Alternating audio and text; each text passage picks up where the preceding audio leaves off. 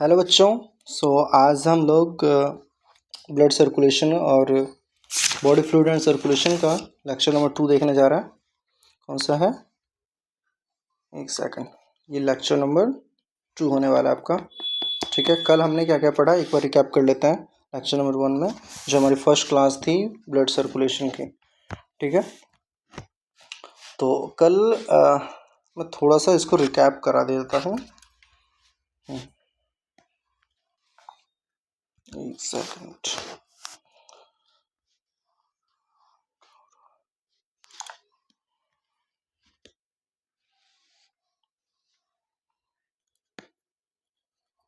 हाँ, ओके। कल हमने पढ़ा बॉडी फ्लूइड एंड सर्कुलेशन में बॉडी फ्लूइड को अलग से, सर्कुलेशन को अलग से पढ़नी है। ठीक है, बॉडी फ्लूइड के अंदर आपका कितने तरह के फ्लूइड होता है?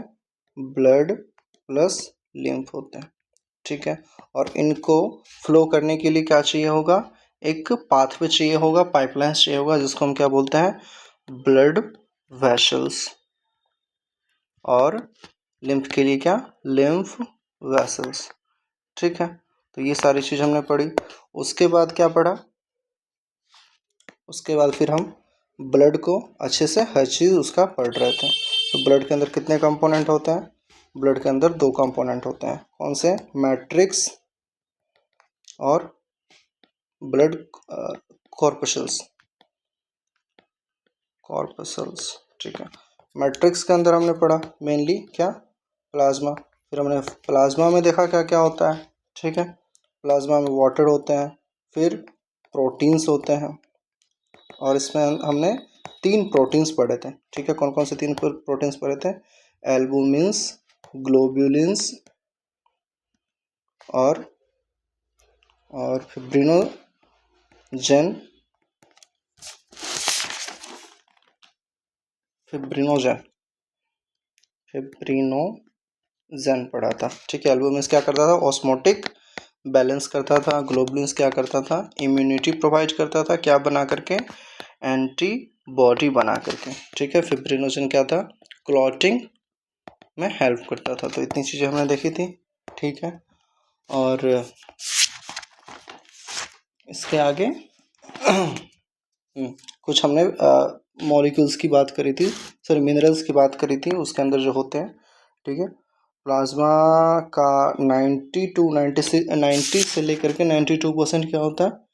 वाटर होता है, और 6 to 8% प्रोटीन होता है। बाकी कुछ 2% में आपका मिनरल्स और कुछ और कंपोनेंट आ जाते हैं। उस कंपोनेंट के अंदर ग्लूकोज हमने देखा था, एमिनो एसिड्स देखे थे, कुछ फैटी एसिड जो कि बहुत ही कम अमाउंट में प्रेजेंट होते हैं और वो ब्लड के साथ फ्लो करते हैं। ठीक है, फिर हमने लास्ट में एक टॉपिक पढ़ा था क्या? सीरम पढ़ा था। सीरम के अंदर क्या होता है?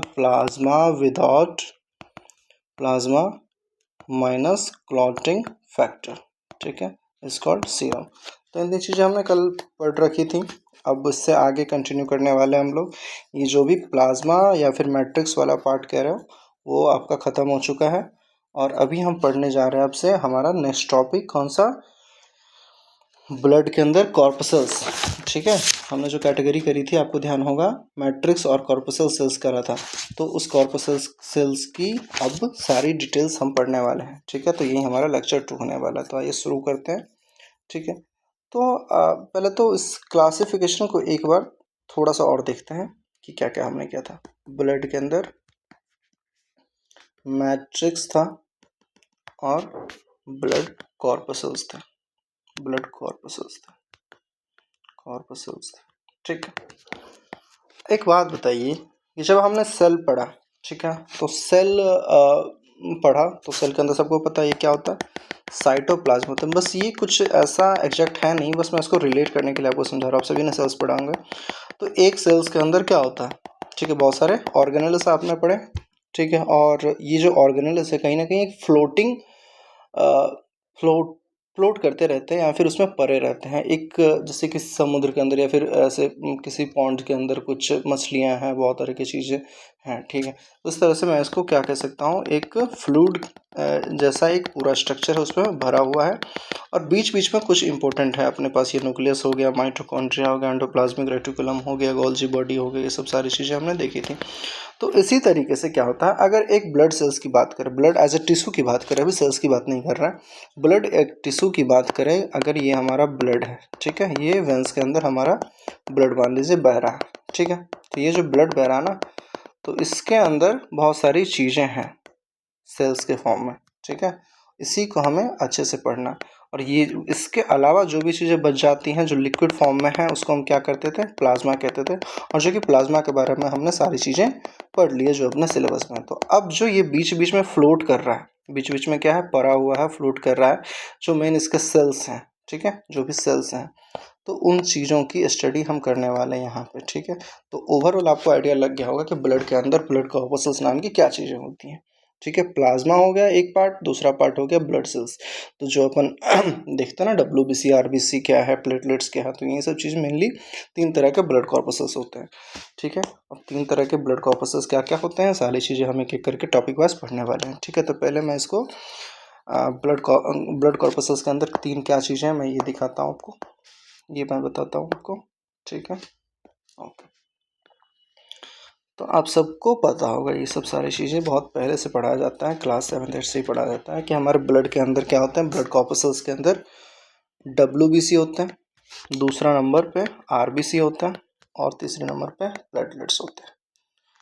इसमें एक चीज़ ध्यान रखनी है, ये दोनों क्या ना सेल्स हैं, WBC वाइट ब्लड सेल्स, ठीक है, इसको तो अपन ल्यूकोसाइट्स कहते हैं, ल्यूकोसाइट्स कहते हैं। मैंने कल बताया था कि इन सब चीज़ों को अगर आप फ्रैगमेंटेड फॉर्म में पढ़ें, ऐसे स्प्लिट करके देखें ना वर्ड को, तो ये मीनिंग देती है।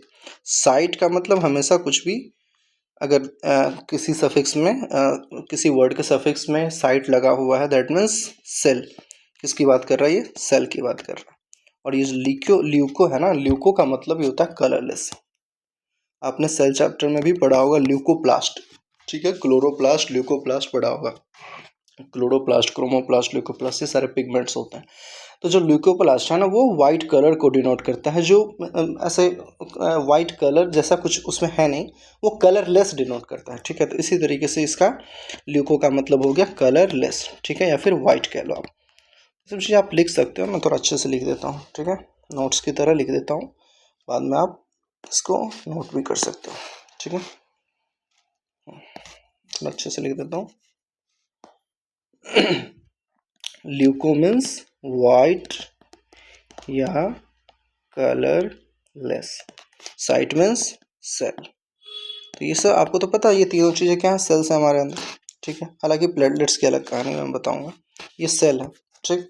तो ये वाइट कलर प्रोवाइड करता है ब्लड के अंदर, जो मेनली आपको रेड ब्लड सेल्स दिखाई जाता है। अब वाइट है और रेड है, आप किसी को समझ आएगा कि भैया ये RBC है, पहले तो इसका नाम देख लेते हैं क्या होता है, फिर मैं उस चीज़ को रिपीट करता हूँ आगे, ठीक है। ये जो RBC है, इसका नाम है एरिथ्रोसाइट, क्या नाम है, एरिथ्रोसाइट्स, ठीक है। और इसका नाम है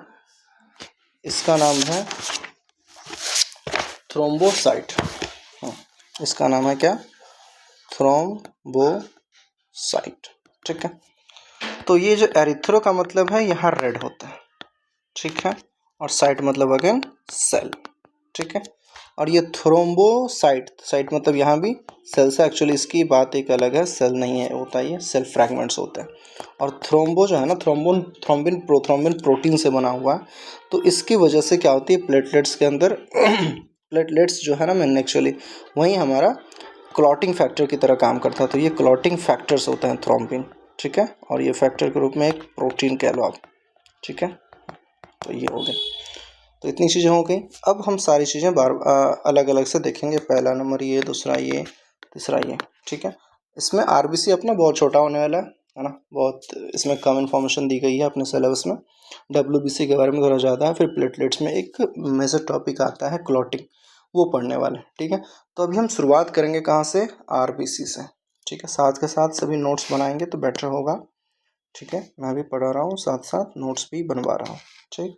चलिए, पहला क्या हम पढ़ने वाले हैं, RBC, ठीक। आप सभी ने ब्लड काउंट का एक टेस्ट कराया होगा जब भी डॉक्टर के पास जाते हैं, तो वो जो है आपके सिम्टम्स देखने के बाद अगर कुछ ऐसे उन्हें जो है लगता है कि कुछ इन्फेक्शस है, तो वो उस चीज़ की टेस्ट कराने के लिए बोलते हैं कि आप वहाँ लिख देते हैं CBC, ठीक है, कंप्लीट ब्लड काउंट, ठीक है, कंप्लीट ब्लड काउंट चेक करना है। तो ये जो काउंट है ना, इसमें कंप्लीट ब्लड काउंट मतलब क्या होता है कि पर मिलीमीटर क्यूब में पहले समझेंगे, इसको अभी लिखना नहीं है। पर मिलीमीटर क्यूब में कितने नंबर ऑफ आरबीसी हैं, नंबर ऑफ आरबीसी के सेल्स हैं, हालांकि सेल्स इसी में आ गया, ठीक है, आरबीसी के सेल्स हैं, ठीक है। पर मिलीमीटर क्यूब बोले तो 1 मिलीमीटर में अगर आप वॉल्यूम लेते हैं ब्लड का, तो मान लीजिए 1 मिलीमीटर क्यूब है, मतलब वो 1 ml के बराबर हो गया, ठीक है। तो 1 ml में कितने नंबर ऑफ आरबीसी के सेल्स है, ये आपको क्या देता है, काउंट देता है। तो इसकी ना कुछ एक मेज़रमेंट जो है अपने पास फिक्स दी गई है, जो हेल्दी बॉडी के अंदर जो आरबीसी की अमाउंट होनी चाहिए पर मिलीमीटर क्यूब, तो हमारे पास फिक्स है। अगर उसमें कहीं दिक्कत आती है, मतलब अगर उसमें क्या कहते हैं डिप्रिशिएशंस आती है, तो मतलब देखा जाता है कि उसकी कमी हो गई, आरबीसी की कमी हो गई। आपने सुना होगा, हम लोग अक्सर कहते हैं कि खून की कमी हो गई है, ठीक है। तो खून मेजरली कह देने से हमें समझ नहीं आता है कौन से खून, ठीक है। तो उसके अंदर आरबीसी है, डब्ल्यूबीसी है, प्लेटलेट से क्या कमी है, तो वहीं जब आपका रिपोर्ट आता है तो हर चीज़ उसमें लिखा रहता है। आरबीसी की अलग काउंट लिखी रहती है, फिर डब्ल्यूबीसी में भी फिर अलग उसके फिर सारे बहुत सारे टाइप्स है, लिकोसाइट्स, मोनोसाइट्स, यूशिनोफिल्स, ठीक है, तो वो होती हैं। फिर प्लेटलेट्स का भी नंबर कभी कभी काउंट कम हो जाता है, कभी कभी बढ़ जाता है, जो भी चीज़ें हैं। तो ये एक्चुअली क्या काउंट जो हम देख रहे हैं, वहीं अभी हर जगह ना आप देखोगे कि काउंट शब्द आएगा, ठीक है। नॉर्मल आरबीसी काउंट कितनी होनी चाहिए, नॉर्मल डब्ल्यूबीसी काउंट कितनी होनी चाहिए, नॉर्मल प्लेटलेट्स काउंट कितनी होनी चाहिए। तो ये काउंट का मतलब मैं अभी बेसिक समझा रहा हूँ। ये जो काउंट है उसका मतलब होता है पर मिलीमीटर में number of that particular molecules. अभी हम आरबीसी की बात कर रहे हैं, तो अगर हमसे पूछा जाए कि आरबीसी का नॉर्मल आरबीसी काउंट कितनी होनी चाहिए, तो इसका ये मतलब है, हमसे ये पूछा जा रहा है कि 1 मिलीमीटर क्यूब के अंदर कितने मॉलिक्यूल्स ऑफ आरबीसी होने चाहिए, ठीक है। तो मैं इसको एज ए डेफिनेशन भी एक नोट बना के लिख लो, ठीक है। एक नोट बना के हम लिख लेंगे कि ये जो काउंट है, ठीक है, ब्लड काउंट या फिर पर्टिकुलर जो भी आरबीसी काउंट, डब्ल्यूबीसी काउंट का जो मतलब होता है वो क्या होता है कि number of particular cell molecules in 1 millimeter cube of 1 millimeter cube, या फिर इसको 1 ml कह दो, 1 ml ऑफ ब्लड, ठीक है। तो ये अपने पास क्या होती है, काउंट की डेफिनेशन होती है, ठीक है।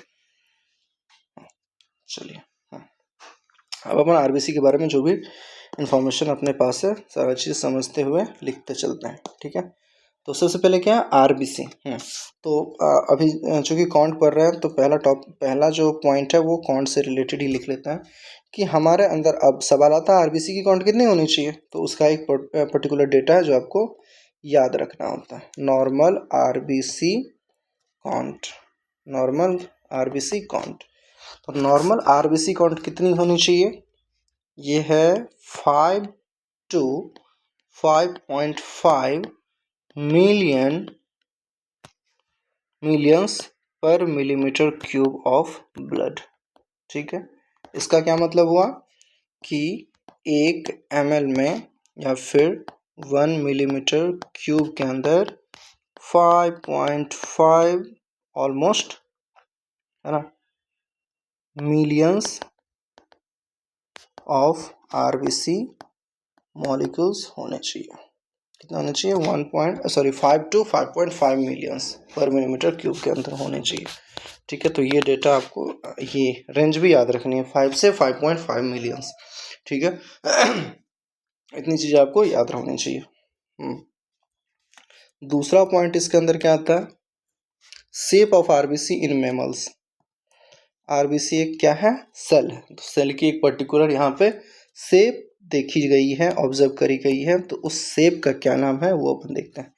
तो ये जो है ना अलग अलग एनिमल्स के अंदर अलग अलग तरीके की हो सकती हैं। तो बेसिकली हम जो है सो मैमल्स की बात कर रहे हैं। मैमल्स के अंदर जो भी ऐसे एनिमल्स जो कि अपने यंग वंस को जन्म देते हैं, ठीक है, अंडा नहीं देते, वो यंग वंस को जन्म देते हैं। तो बेसिकली जितने भी मैमल्स हैं, ठीक है, तो उन मैमल्स के अंदर अगर मैच्योर हो गए हैं वो, ठीक है, शुरुआत में कहीं कहीं एक्सेप्शन देखे गए हैं कि जब वो मतलब यंग स्टेज में होता है तो उसकी मैमल्स उस मैमल्स के यंग स्टेज में जो है सो आरबीसी की शेप कुछ और होती हैं और एडल्ट होकर के या फिर मैच्योर होकर कुछ और हो जाती हैं।